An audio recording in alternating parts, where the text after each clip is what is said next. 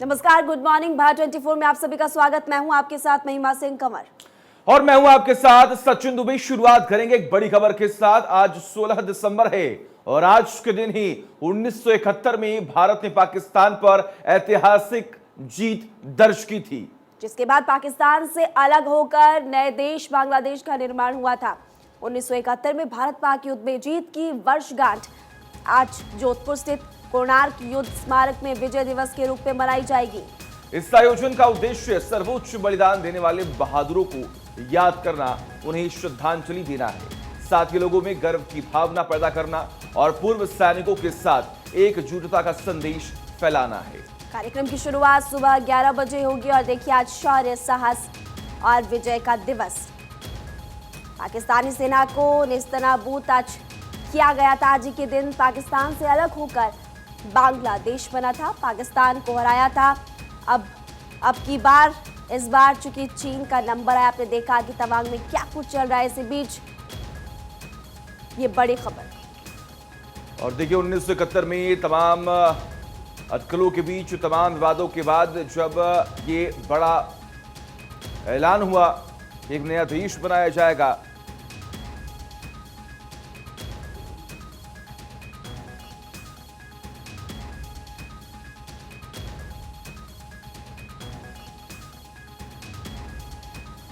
तो आज ही का वो दिन जब आज देश मना रहा है विजय दिवस। 16 दिसंबर 1971 को पाकिस्तान को धूल चटाई गई थी। तमाम जवानों ने पाकिस्तान को यह बताने का प्रयास किया था कि आखिर पाकिस्तान कहां स्टैंड करता है। इसके अलावा देखिए आज एक नए देश का गठन भी किया गया था। आज देश मना रहा है विजय दिवस। ये बड़ी खबर हम आपको बता रही है। कार्यक्रम की शुरुआत हुई। कार्यक्रम में तमाम बड़े दिग्गज नेता भी सामने आएंगे, लेकिन इससे आप ये जान लीजिए कि पाकिस्तानी सेना को नेस्तनाबूद आज के ही दिन किया गया था। इसलिए आज का दिन बहुत ज्यादा महत्वपूर्ण हो जाता है, क्योंकि आज शौर्य, साहस और विजय का दिवस मनाया जाएगा। 16 दिसंबर 1971 को पाकिस्तान को भारत ने धूल चटाई थी। ऐसे में हिंद के फौज की लड़ाई में आपको ये बता दें कि पाकिस्तान कैसे हारा था, वो शौर्य की गाथा, वो विजय की गाथा आज दुश्मन देश फिर देखेंगे, जब एक बार फिर से भारत अपनी ताकत दुश्मन देशों को दिखाएगा। पाकिस्तान को हराया था और जैसा कि हमने आपको पहले भी बताया कि तवांग में जो कुछ चल रहा है, चीन ने भी साफ तौर पर देख लिया कि भारत कितना पावरफुल है। LAC यानी कि लाइन ऑफ एक्चुअल कंट्रोल पर चीन से तनाव के बीच आज से भारत और नेपाल की सैन्य जो सेनाएं हैं वो सैन्य अभ्यास करेंगी। इस एक्सरसाइज को सूर्य किरण का नाम दिया गया है। ये सूर्य किरण एक्सरसाइज 16वीं बार आयोजित की जा रही है। नेपाल आर्मी बैटल स्कूल सालझंडी में 16 से 29 दिसंबर तक ये युद्ध अभ्यास जारी रहेगा। देखिए भारतीय सेना का एक दल बुधवार को नेपाल भारत सीमा के पास रूपनदेही के सालझंडी में होने वाले सैन्य अभ्यास में भाग लेने के लिए नेपाल पहुंच गया। अभ्यास का उद्देश्य आतंकवाद और आपदा राहत कार्यों में दोनों सेनाओं का अनुभव साझा करना है। उधर भारतीय सेना और कजाकिस्तानी सेना भी संयुक्त युद्धाभ्यास कर रही है। ये एक्सरसाइज मेघालय के उमरोई में 28 दिसंबर तक होगी और ये एक्सरसाइज छठी बार आयोजित हो रही है। तो देखिए हिंदुस्तान है तैयार दुश्मन पर बड़ा प्रहार, और छठवीं बार दोनों देश एक्सरसाइज कर रहे हैं, युद्धाभ्यास। कजाकिस्तान के साथ भी युद्ध अभ्यास जारी है। नाम दिया गया है सूर्य किरण। 28 दिसंबर तक मिलिट्री एक्सरसाइज मेघालय के उमरोई में आयोजित की जा रही है। सूर्य किरण इसको नाम दिया गया। और चीन से जारी तनाव के बीच भारतीय वायुसेना कल से पूर्वी इलाके में युद्ध अभ्यास शुरू कर चुकी है। वायुसेना की ईस्टर्न कमांड की एक्सरसाइज का आज दूसरा दिन है और इस एक्सरसाइज में वायुसेना के लड़ाकू विमान अपना कौशल दिखा रहे हैं। इस दौरान राफेल लड़ाकू जेट ने अपनी पूरी क्षमता के साथ पूर्वोत्तर क्षेत्र को कवर करते हुए एक बड़ा अभ्यास भी किया। आपको बता दें इस एक्सरसाइज में चबड़ा, तेजपुर, जोरहट और हाशीमारा एयरबेस हिस्सा ले रही है। 36वां राफेल भारत पहुंचा। हाशीमारा एयरबेस पर इसकी तैनाती हुई है। और ये भी आपको बता दें कि बॉर्डर्स पर जो कुछ चल रहा है उसके बाद हमारी सेना पूरी तरह से अलर्ट। कल से एक्सरसाइज आप देखिए, आज इस एक्सरसाइज का दूसरा दिन है। राफेल ने आसमान में अपनी ताकत दिखाई। सुकोई ने अपनी ताकत दिखाई और भी हमारे फाइटर जेट्स दहाड़ रहे आसमान में। बिल्कुल, देखिए युद्ध अभ्यास जो है वो लगातार यहाँ पर देखने को मिल रहा है। तस्वीरें आपके सामने हैं। ईस्टर्न इलाके में तमाम जवान युद्ध अभ्यास कर रहे हैं। जो तमाम फाइटर जेट्स हैं वो आसमान में गरज रही हैं। ये बताने का प्रयास कर रहे हैं कि आखिर हम कितने सक्षम हैं। एक संदेश देने का प्रयास किया जा रहा है।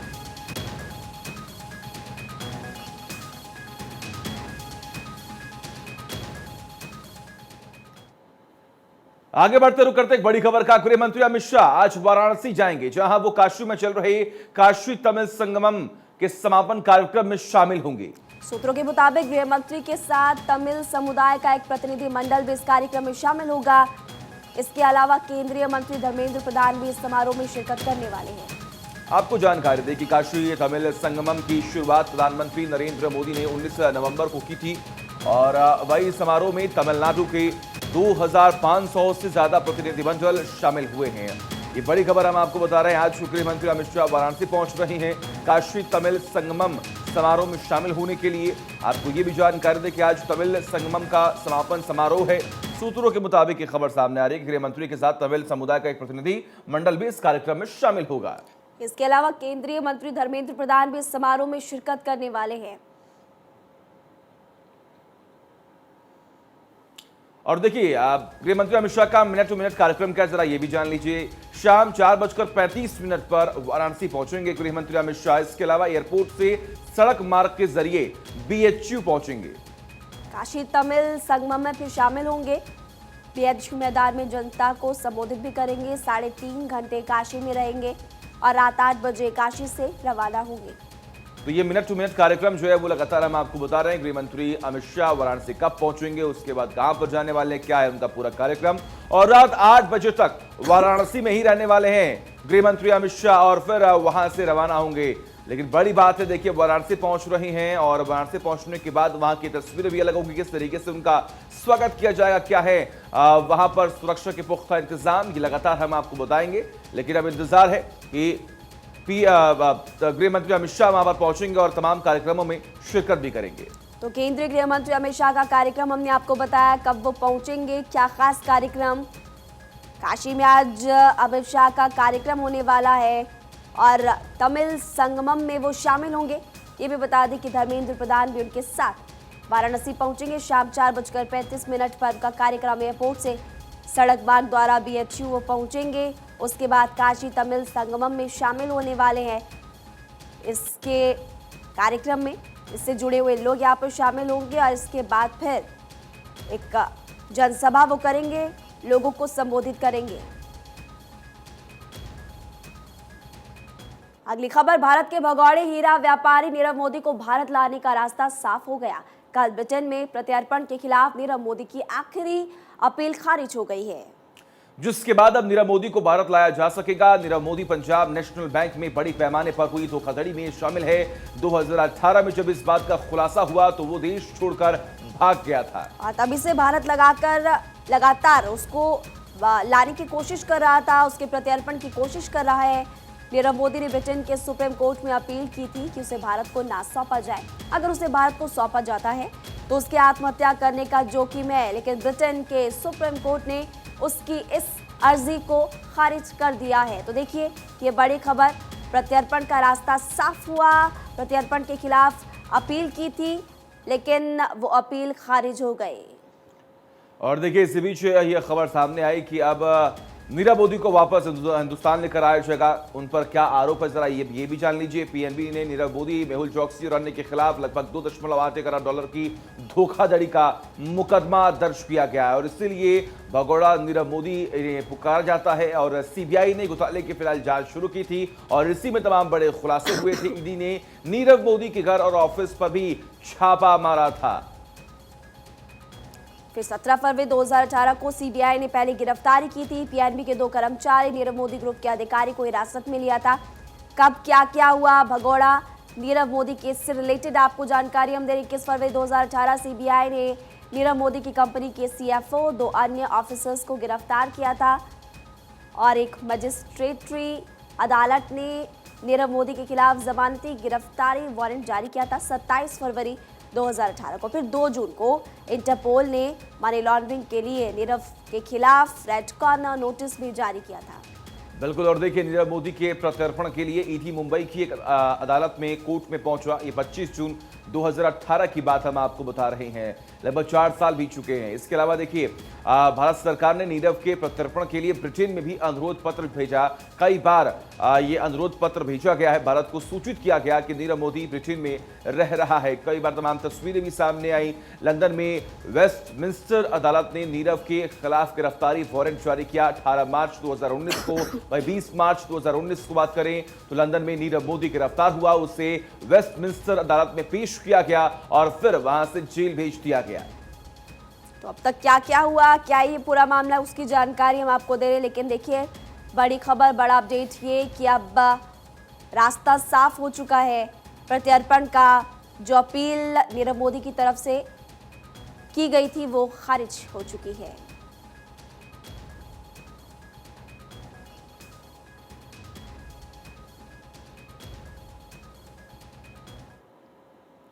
तो चलिए अब रुक करेंगे देश और दुनिया की तमाम बड़ी खबरों का, वो भी सुपरफास्ट अंदाज में।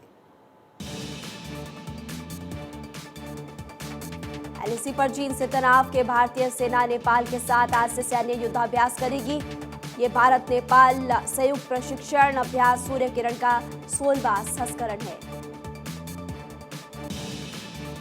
सैन्य अभ्यास के दौरान दोनों देशों के सैनिक अंतर संकार क्षमता विकसित करने के लिए एक साथ प्रशिक्षण लेंगे। भाग लेने वाले प्रतिभागी जवाबी कार्रवाई और आतंकवाद विरोधी अभियानों और मानवीय राहत कार्यों पर भी अपने अनुभव साझा करेंगे।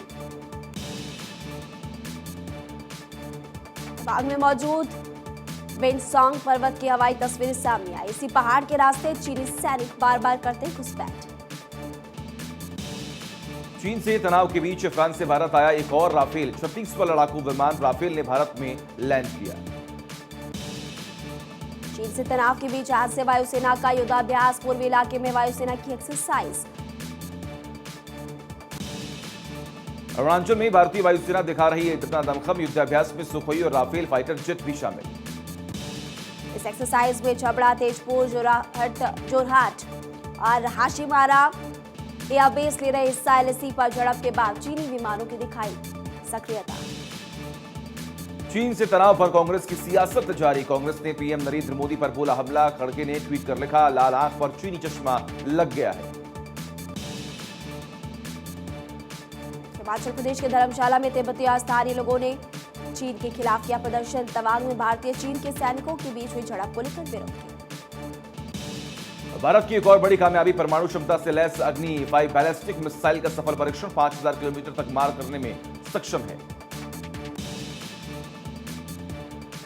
देश आज मना रहा शौर्य साहस विजय का दिवस।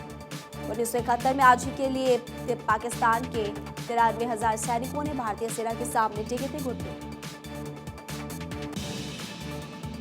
दिल्ली में विजय दिवस पर प्रदर्शनी में शामिल हुए पीएम मोदी और रक्षा मंत्री राजनाथ सिंह। प्रदर्शनी में देखी 1971 में पाकिस्तान के खिलाफ विजय की झलकियां। केंद्रीय गृह मंत्री अमित शाह का वाराणसी दौरा, आज काशी तमिल संगमम में शामिल।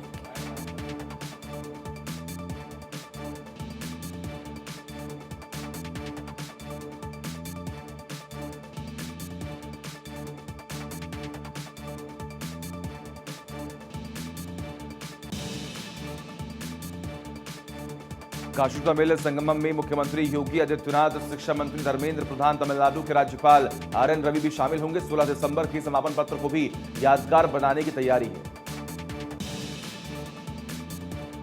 बिहार में शराब कांड पर आर पार की लड़ाई हुई तेज। सूबे में राष्ट्रपति शासन लगाने की मांग उठी। आज राज्यपाल से बीजेपी प्रतिनिधिमंडल मुलाकात करेगा। बिहार में शराब कांड पर सियासत अब तेज हो रही है। सारण पहुंचा बीजेपी का प्रतिनिधिमंडल। नेता विपक्ष विजय कुमार सिन्हा का बयान, पीड़ितों को हर संभव मदद मिलेगी। सीएम नीतीश कुमार को तुरंत इस्तीफा दे देना चाहिए। शराब से मौत पर सीएम नीतीश का अजीबोगरीब बयान।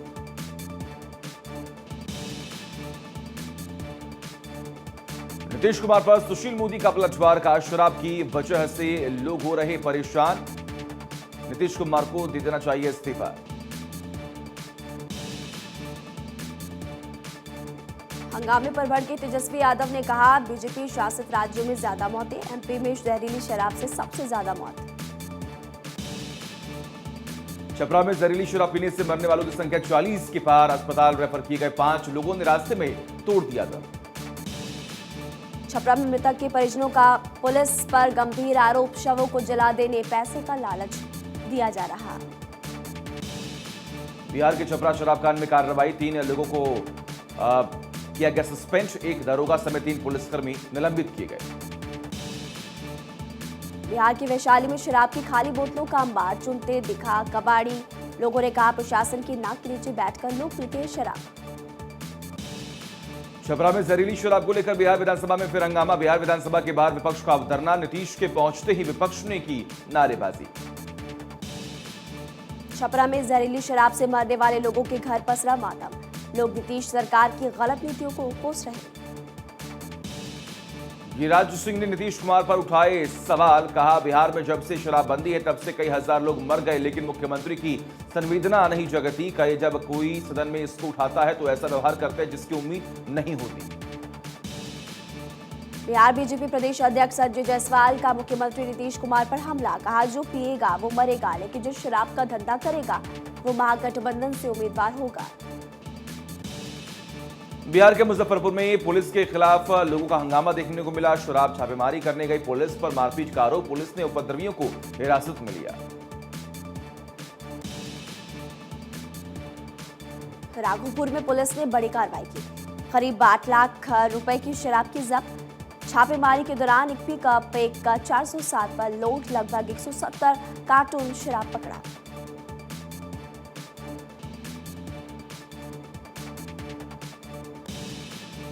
कांग्रेस की भारत जोड़ो यात्रा के 100 दिन पूरे हुए। दौसा में राहुल गांधी करेंगे प्रेस कॉन्फ्रेंस, कांग्रेस के कई बड़े नेता भी रहेंगे मौके पर मौजूद। हिमाचल प्रदेश के कांग्रेस विधायक विक्रमादित्य सिंह पर उनकी पत्नी सुदर्शना ने बेहद गंभीर आरोप लगाए। सुदर्शना का कहना है कि उनके बेडरूम में सीसीटीवी कैमरे लगवा दिए गए। विक्रमादित्य का शादी से पहले अमरीक नाम की किसी महिला से अफेयर चल रहा था, इस शादी के बाद भी जारी रहा। निर्भया कांड की 10वीं बरसी आज से ठीक 10 साल पहले यानी 16 दिसंबर 2012 की वो खौफनाक और मनहूस रात जिसने एक झटके में एक लड़की की जिंदगी को खत्म कर दिया। इस घटना ने आम लोगों को अंदर से झकझोर दिया था। श्रद्धा मर्डर केस में सीएफएसएल की 2 रिपोर्ट आई। अब पोस्टमार्टम के लिए भेजा जाएगा हड्डियों का टुकड़ा। बरामद हड्डियों, खून के धब्बों की डीएनए जांच रिपोर्ट सामने आई है। डीएनए सैंपल श्रद्धा के पिता से मैच हो गया। श्रद्धा मर्डर केस में दिल्ली पुलिस और 30 करेगी जांच। दिल्ली पुलिस की टीम आज जंगल पहुंचकर कर सकती है जांच। श्रद्धा हत्याकांड में आफ्ताब के फ्लैट पर दिल्ली पुलिस की तलाशी, महरौली के जंगलों में भी जा सकती है पुलिस। सरकारी जमीनों से अतिक्रमण को हटाने के लिए उत्तराखंड सरकार ने कवायद तेज की। उत्तराखंड शासन ने राजधानी देहरादून के वन क्षेत्र में अवैध अतिक्रमण के ध्वस्तीकरण करना शुरू कर दिया। सरकार का दावा, आने वाले समय में कार्रवाई और होगी तेज। दिल्ली के सराय रोहिला इलाके में मदरसे में नाबालिग बच्चे से दुष्कर्म का मामला सामने आया। पीड़ित पक्ष ने थाने में की शिकायत, पुलिस इस पूरे मामले की तफ्तीश में जुटी। उत्तर प्रदेश के गोंदा में दबंगों की दबंगई आई सामने। बिजली के पोल को लेकर हुआ विवाद, ट्रैक्टर चालक ने तोड़ा बिजली का खंभा, गांव में बत्ती हुई गुल।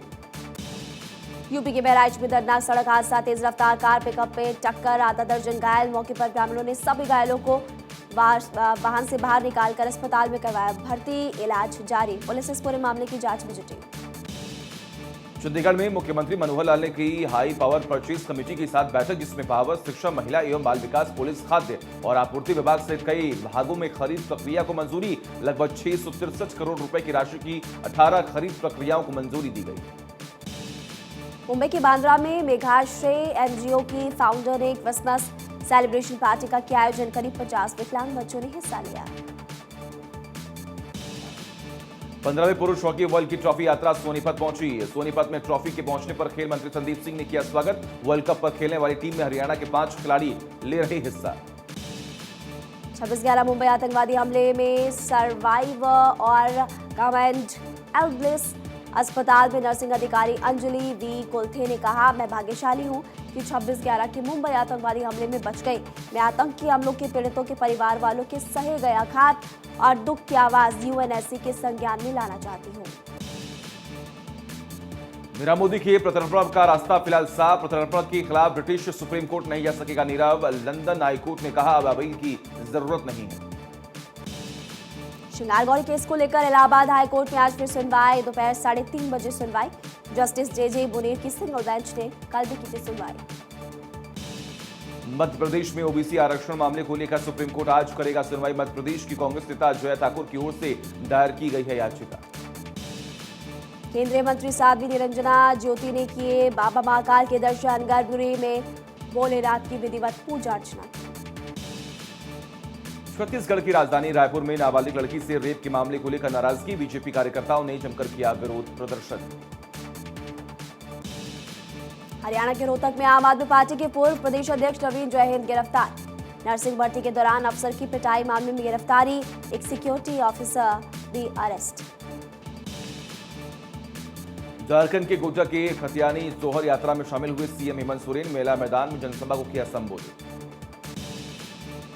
सीएम सोरेन ने गोड्डा के जिला स्कूल का भी औचक निरीक्षण किया। अधिकारियों को आदेश दिए। 19 दिसंबर को दिल्ली के रामलीला मैदान में एक दिवसीय किसान गर्जना रैली का आयोजन किया गया। किसानों की समस्या उठाने के लिए अखिल भारतीय स्तर पर रैली की जाएगी। केंद्र सरकार के विभिन्न मंत्रालय और विभागों में 9.8 लाख पद खाली। केंद्र के 15 प्रमुख विभागों में 30% से ज्यादा पद खाली पड़े हैं। गंगा नदी की सफाई के लिए शुरू किए गए नमामि गंगे प्रोजेक्ट को संयुक्त राष्ट्र ने सराहा है। संयुक्त राष्ट्र पर्यावरण कार्यक्रम ने इस उन 10 प्रमुख अभूतपूर्व सरकारी प्रयासों में शामिल किया जिससे प्रकृति को बेहतर किया गया है। पाकिस्तान ने यूएन में उठाया कश्मीर मसला। विदेश मंत्री जयशंकर ने दिया जवाब। काला दिन की खातिरदारी करने वाले उपदेश न दें। यूएन के महिला आयोग से निकाला गया ईरान। हिजाब के खिलाफ प्रदर्शनों को दबाने पर लिया एक्शन। भारत ने नहीं किया समर्थन। एक और केस में फंसे इमरान खान। चुनावी अफनामे में बेटी होने की बात छिपाई। 5 दिन बाद हाईकोर्ट में सुनवाई। अमेरिकी वैज्ञानिकों का कमाल। न्यूक्लियर फ्यूजन से साफ और सुरक्षित ऊर्जा पैदा की। अब क्लाइमेट चेंज से बचा जा सकेगा। न्यूजीलैंड में स्मोकिंग बैन करने वाला कानून पास। 2008 के बाद जन्मे बच्चे कभी नहीं खरीद पाएंगे तंबाकू सिगरेट। 26,000 करोड़ की होगी बचत। फीफा में इस्लामी मुल्क की जीत के बाद पूरे फ्रांस में दंगे। गोलीबारी पत्थरबाजी के साथ पुलिस की भी पिटाई कर दी गई। मोरक्को के उपद्रवियों ने कई दुकानों को भी आग के हवाले किया। बांग्लादेश के साथ खेले जा रहे पहले टेस्ट पर भारत की पकड़ हुई मजबूत। दूसरे दिन का खेल खत्म होने पर मेजबान टीम ने बनाए 8 विकेट पर सिर्फ 133 रन।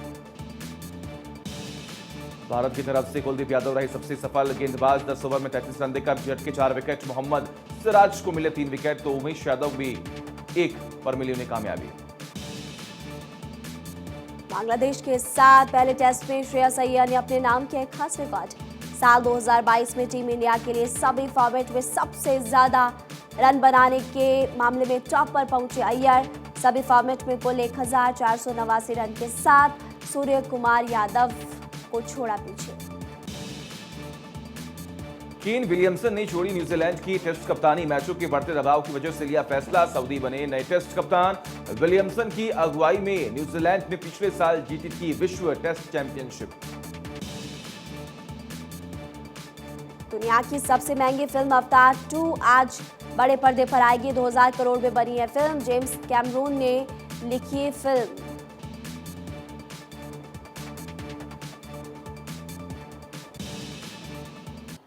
और देखिए भारती सिंह की बेटी गोला संग मस्ती करती दिखी हैं शहनाज। इसकी तस्वीरें भी हम आपको दिखाएंगे और वीडियो शेयर कर एक झलक भी दिखाई दी है। तो तस्वीरें अब से कुछ ही देर बाद हम आपको दिखाएंगे।